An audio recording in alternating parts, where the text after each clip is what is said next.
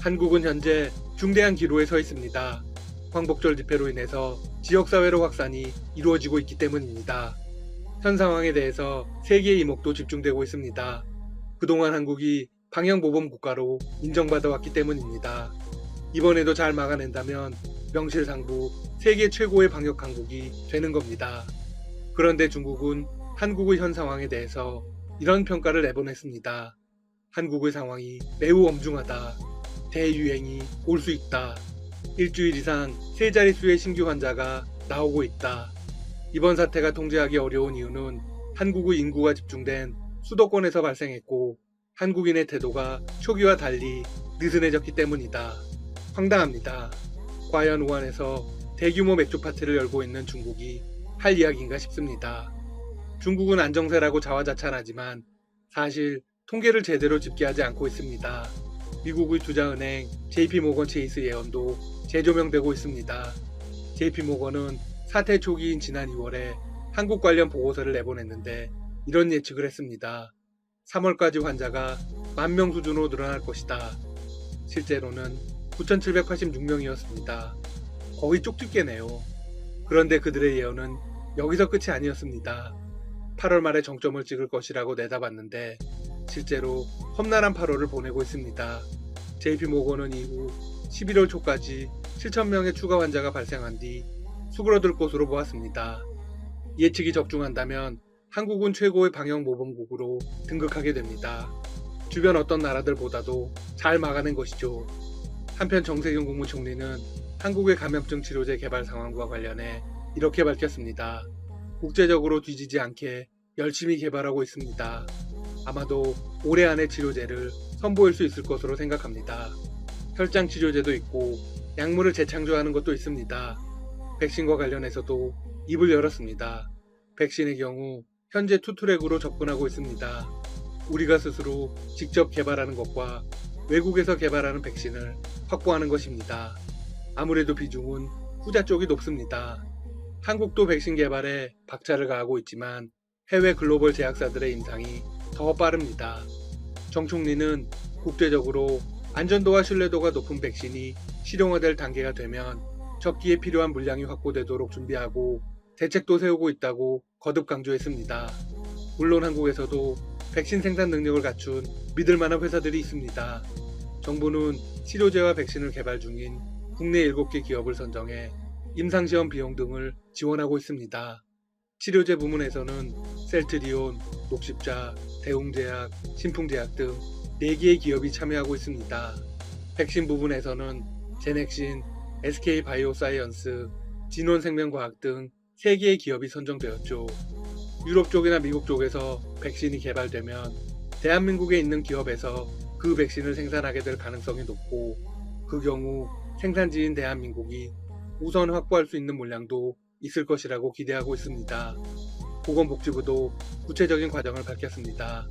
우선 한국은 국제보건기구 WHO 주관의 협력기구에 가입했습니다. 그리고 백신 개발에 가장 앞서 있는 아스트라제네카 등 몇몇 회사들과 국내 제약회사, 보건복지부와 3자 간 국내 생산 의향서를 체결했습니다. 생산 분량 일부분을 국내에서 쓸 수 있도록 협의해 나가고 있습니다.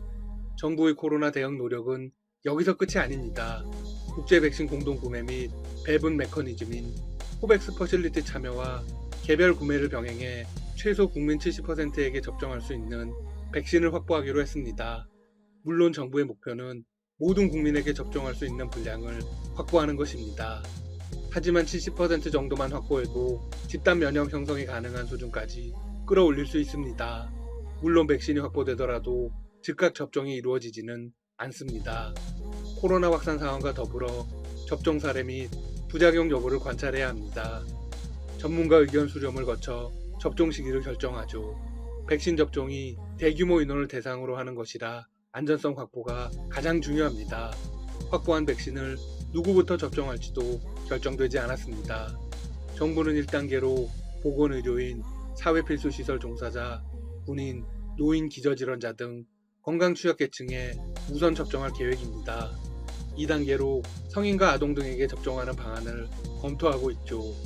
결국 백신이 세상에 나오더라도 국민들이 접종하기까지는 시간이 걸린다는 것이겠죠? 하지만 그 과정들을 잘 해낼 수 있을 겁니다. 지난 주말은 코로나의 최대 고비였습니다.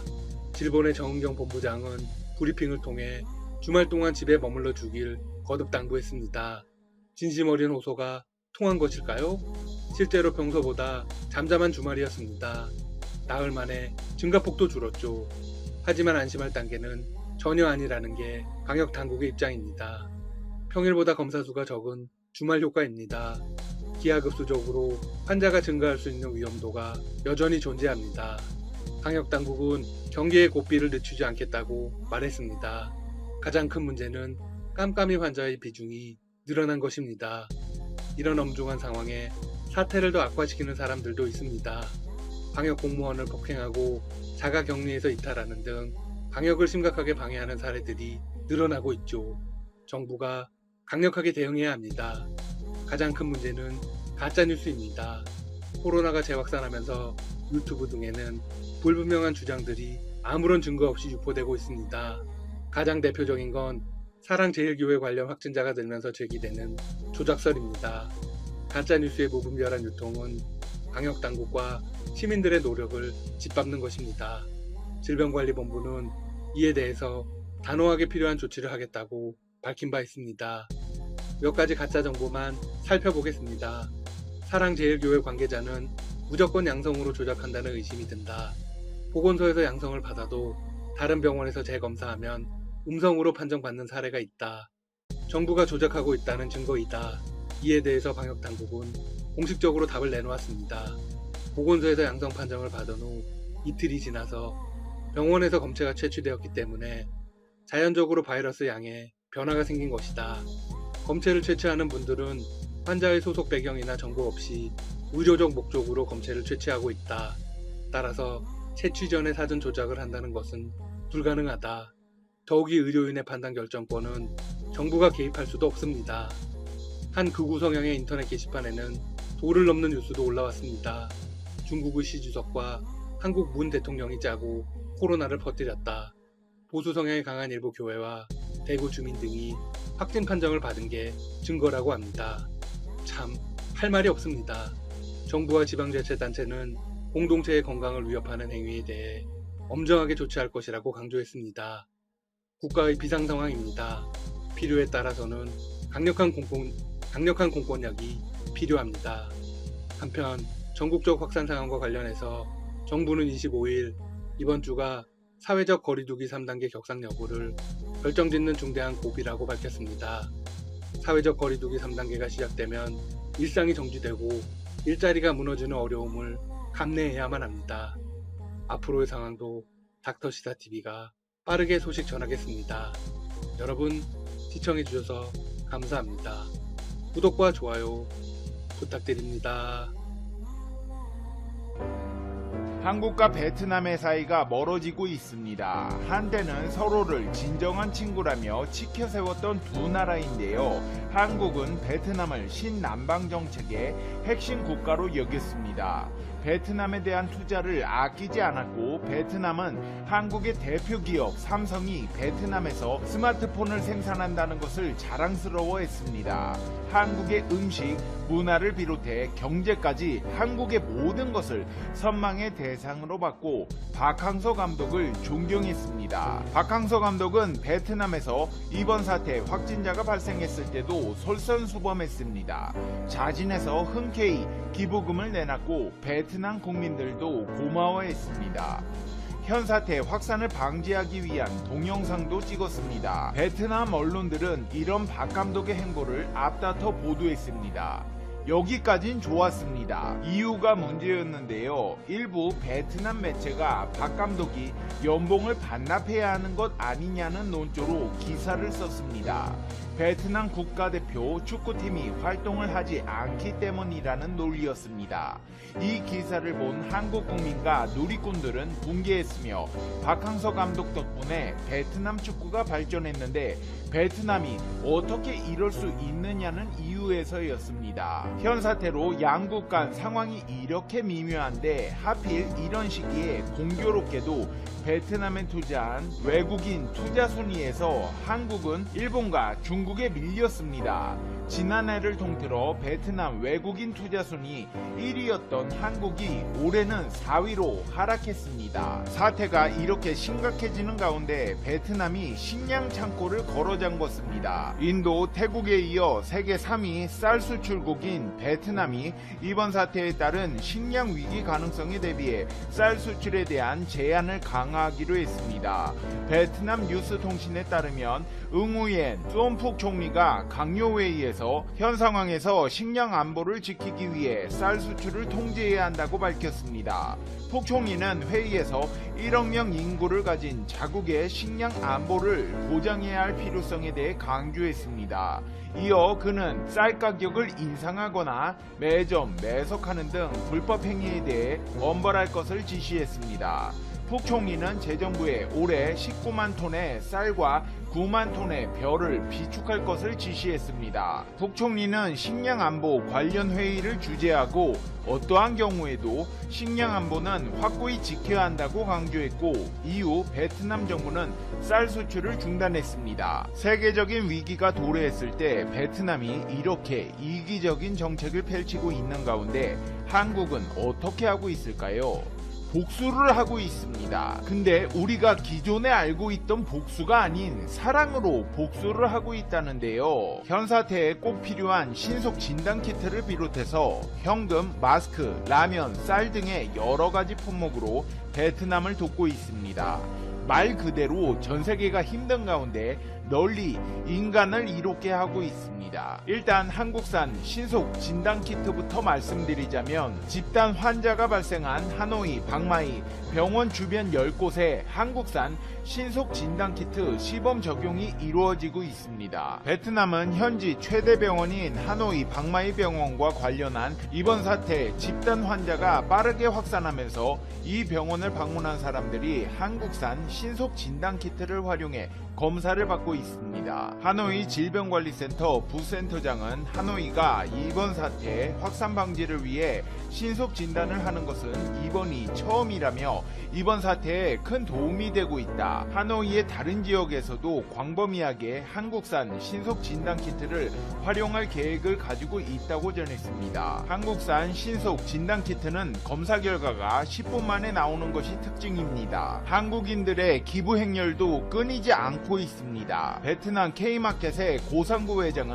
베트남 조국전선 중앙위원회를 방문해서 현금 10만 불과 함께 마스크 5만 장, 라면 500박스, 쌀 500포 등 총 16억 동의 구호 물품을 기부했습니다. K마켓 측은 지금까지 베트남 현지인의 많은 사랑을 받아왔다.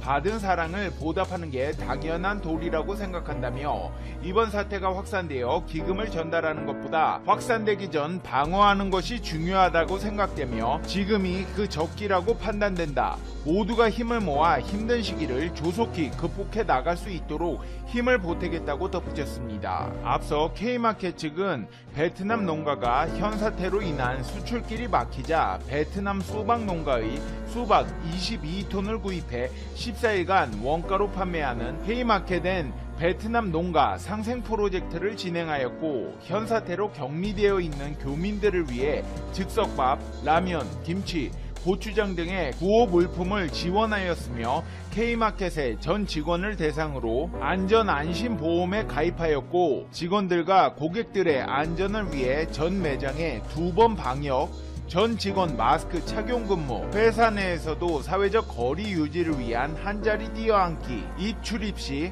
소독 발판 사용 및 발열 체크 등 이번 사태 극복을 위한 지원 및 대응에 총력을 기울이고 있습니다. 베트남에 기부하는 한국 기업은 K마켓뿐만이 아닙니다.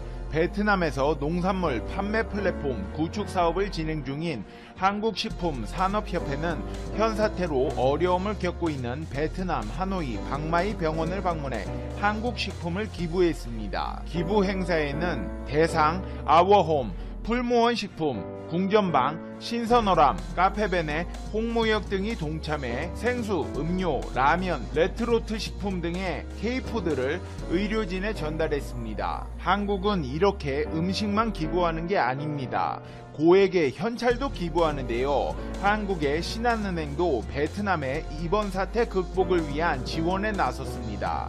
신한은행 베트남 법인은 베트남 정부가 현사태 극복 지원을 위해 펼치고 있는 전국민 현사태 극복 동참 캠페인을 통해 기부금 2억 5천만 원을 전달했다고 전했습니다. 신한은행 관계자는 국내는 물론 해외에서도 국가와 지역의 성공과 발전을 지원하는 은행이라며 고객과 사회로부터 신뢰와 사랑을 받는 은행이 되고자 끊임없이 노력하고 있다. 이번 기부금 지원을 통해 한국과 베트남의 관계가 더욱더 돈독해지기를 기대한다고 말했습니다. 이렇게 한국은 베트남에 아낌없이 주는 나무와도 같이 할 수 있는 모든 것들을 해주며 위기 극복을 위해 노력하지만 베트남의 앞날은 그리 밝아 보이지 않습니다. 실제로 한국 여행객들의 여행지 선호 순위 상위권을 다투던 베트남을 다시는 가지 않겠다는 사람들이 늘어나고 있습니다. 베트남은 관광업이 큰 비중을 차지하고 있고 그 중에서도 한국인들의 비중은 상당합니다. 작년만 해도 베트남은 관광산업이 성장 가도를 질주하고 있었습니다. 베트남 관광행정부에 따르면 2018년 베트남을 찾은 외국인 관광객은 1,550만 명을 기록했습니다. 2017년 대비 19.9% 늘어난 숫자입니다. 2019년 총 외국인 관광객 수는 약 1,800만 명을 기록했습니다. 국내 관광객 8천만 명을 포함한 관광 수익은 2018년 620조 달러입니다. 베트남 GDP의 8.39%를 차지하는 규모입니다. 관광 수익은 700조 달러를 넘어설 것으로 전망이 있습니다. 관광 총국에 따르면 베트남 전체의 숙박시설은 2만 8천여 개, 객실만 55만여 개에 달합니다.